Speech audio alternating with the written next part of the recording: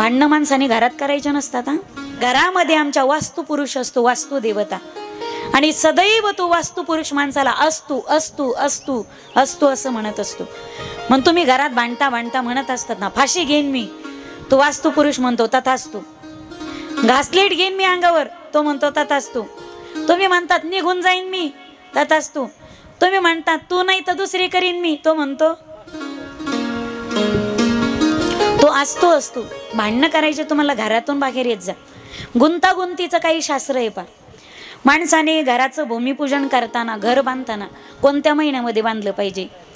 चैत्र महिन्यामध्ये जर घराचं भूमिपूजन केलं तर ते घर पडत नाही. त्या घरातल्या लोकांना शेवटपर्यंत अनेक आजारांना बळी पडावं लागतं. सारखे दुखणे चालू असतात त्या घरामध्ये. वैशाख महिन्यामध्ये जर घर बांधलं तर त्या घरामध्ये सुख, संपदा, समृद्धी, शांती, लक्ष्मी या सगळ्या गोष्टी प्राप्त होतात. ज्येष्ठामध्ये कधी कुदाळ मारायची नाही बरं का. आपण कधी बी कुदाळी मारित होता. शेतकऱ्याचं तर पाहायचंच काम नाही. घराचा पाया खोदत असताना ज्येष्ठाच्या महिन्यामध्ये त्याचा पाया खोदायचा नाही. ज्येष्ठात कुदाळ कधी मारायची नाही. त्या जागी जर घर बांधलं तर मग माणसाला अनेक प्रकारच्या गोष्टीला सामना करावा लागतो. काही गोष्टीत आणि गुंतागुंतीचं शास्त्र आहे, या बाकीच्या ग्रंथामध्ये कमी. पण शिव महापुराण या कथेमध्ये सगळ्या गोष्टीचं इतकं तंतोतंत वर्णन आलंय ना. महिला मंडळी, दिवा चाललेला असताना दिव्याची वात, चालू देवीची वात अशी बोटाने पुढे ढकलायची नाही. माणसाच्या वंशाला दिवा राहत नाही. दुर्योधनाने काय केलं होतं? दिव्याची वातच पुढे ढकलली होती ना. वंश पुढे विस्तारला नाही त्याचा.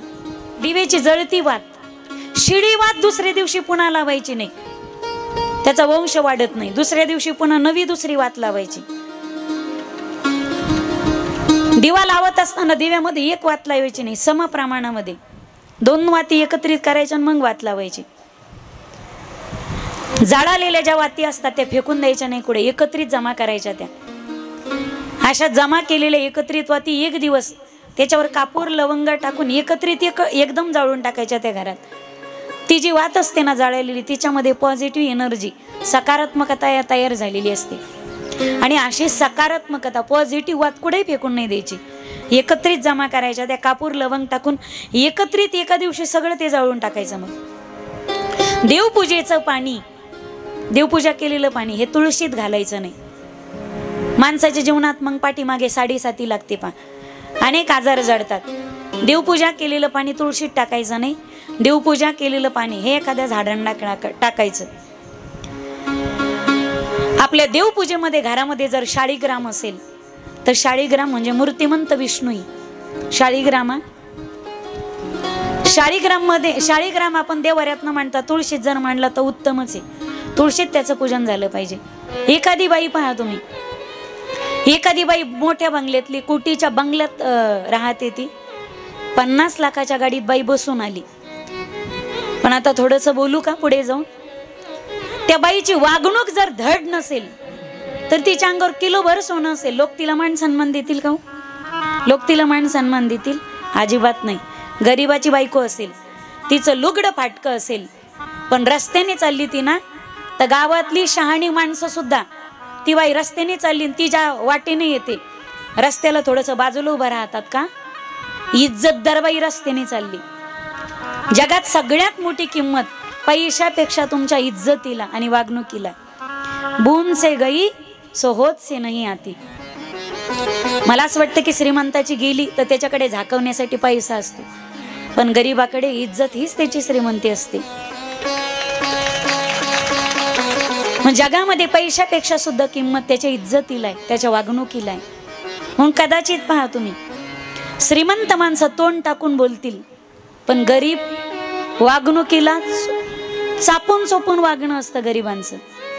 कदाचित श्रीमंत माणूस कोणाला मोजित नाही, उद्धटवाणी करतो तो, पण गरीब अजूनही पहा तुम्ही, म्हणजे सगळे श्रीमंत सारखे असतात आणि सगळे गरीबही सारखे असतात मला अजिबात म्हणायचं नाही. एकदा सहज बोलून गेले, एकाच्या घरी गेलो आम्ही जेवायला. तो म्हणे, ताई तुम्ही श्रीमंताला असं असं बोलल्या. मी म्हणलं श्रीमंताला बोलले म्हणजे सगळे श्रीमंत सारखे नसतात.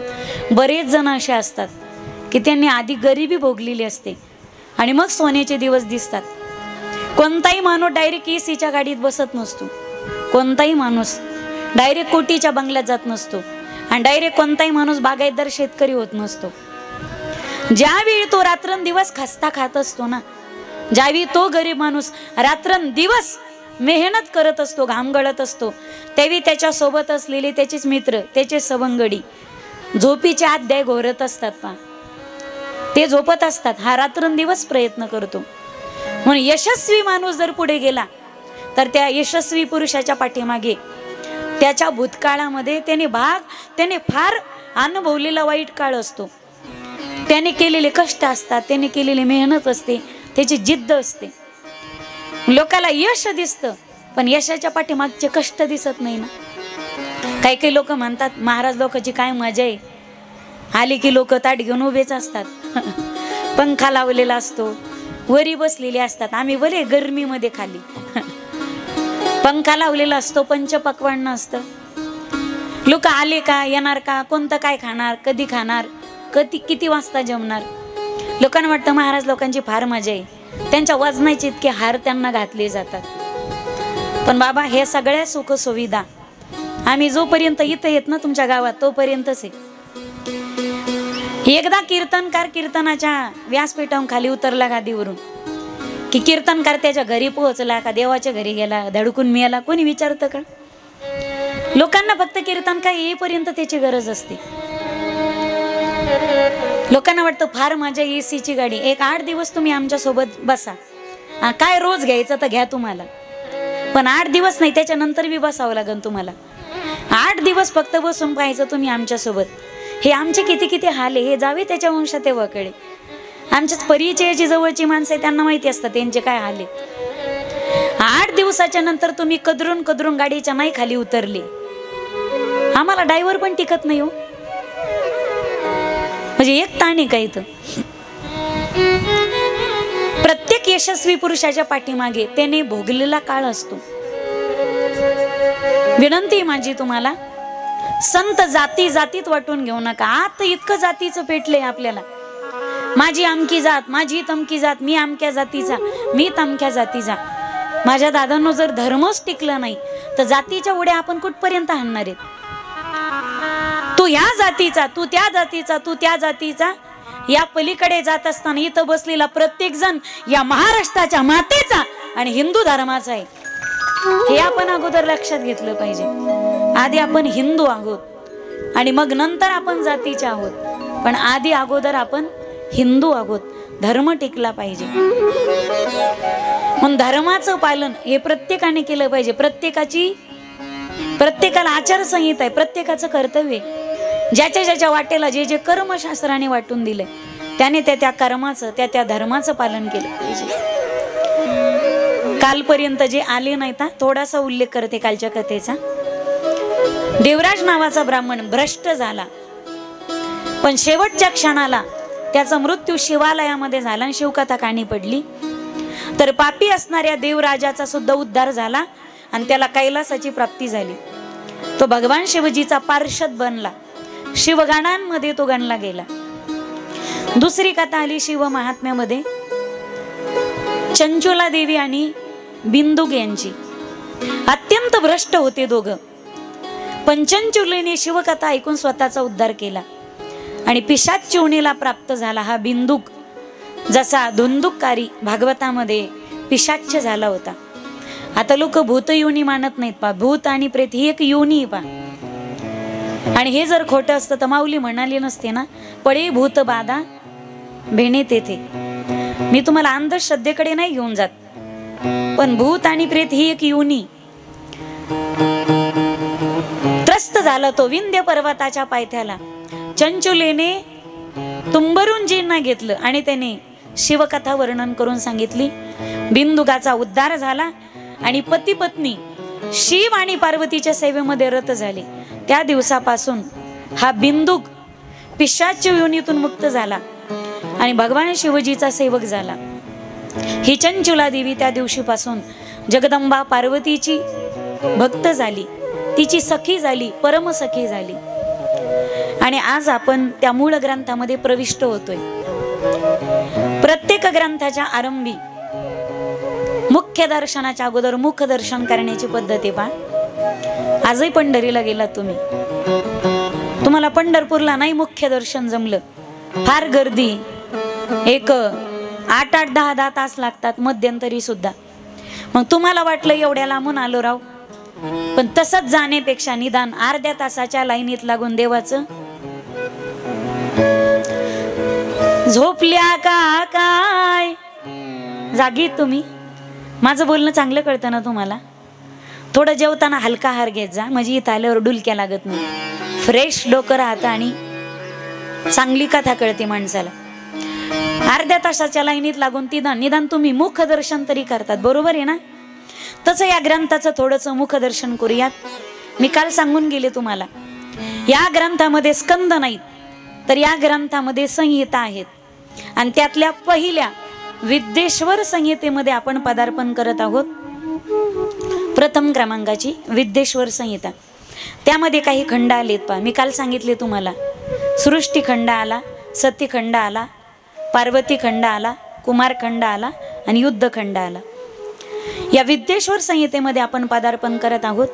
24,000 श्लोक आहेत या श्री शिव महापुराण कथेमध्ये. 24,000 श्लोक, त्याच्यामध्ये 7 संहिता आल्यात आणि प्रथम संहितेमध्ये 5 खंड आलेत. प्रथम आपण विद्येश्वर संहितेत पदार्पण करत असताना सृष्टी खंडामध्ये पदार्पण करत आहोत.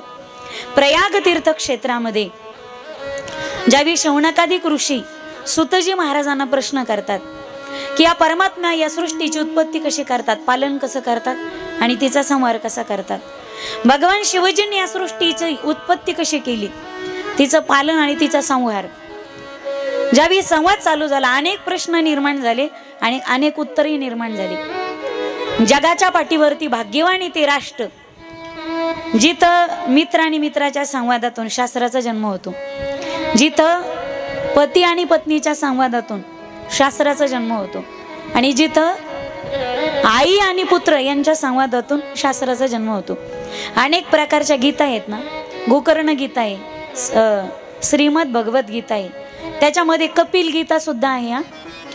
कपिल महामुनींनी आपल्या आईला भक्ती ज्ञान वैराग्याचं वर्णन करून सांगितलं. जिथं मित्र आणि मित्राच्या संवादातून शास्त्राचा जन्म झाला तो हाच देश आहे जिथे श्रीमद भगवद्गीतेचा जन्म झाला.